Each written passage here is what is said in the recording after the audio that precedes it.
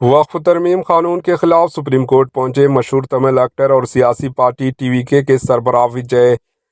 T V کے سربراہ اور مشہور تمل ایکٹر وجے وقف ترمیم ایکٹ 2025 کو چیلنج کرتے ہوئے سپریم کورٹ میں ایک عراضی دائر کی۔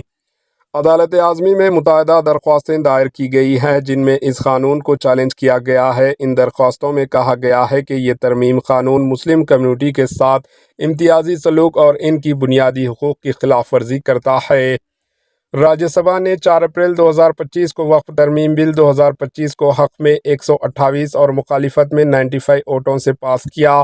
لوک سبھا نے اس سے قبل ایک طویل بحث کے بعد اس بل کو منظوری دے دی تھی جس کے حق میں 288 اراکین نے ووٹ دیا اور 232 نے مخالفت کی۔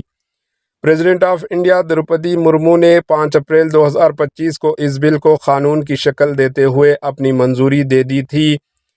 تلپتی وجے کے علاوہ ان سیاستدانوں نے کیا وقف ترمیم قانون کے خلاف عدالت عظمی کا رخ۔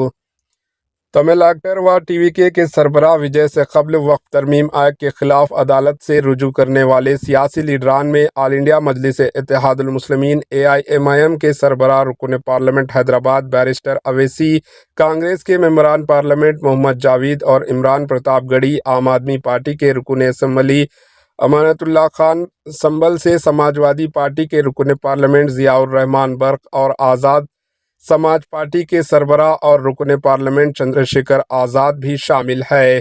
Bureau report AHN news. AHN news کے YouTube چینل کو سبسکرائب کریں اور بیل آئیکن کو دبانا نہ بھولیں تاکہ آپ کو ہر نئی آنے والی ویڈیو کا نوٹیفیکیشن بر وقت مل سکے۔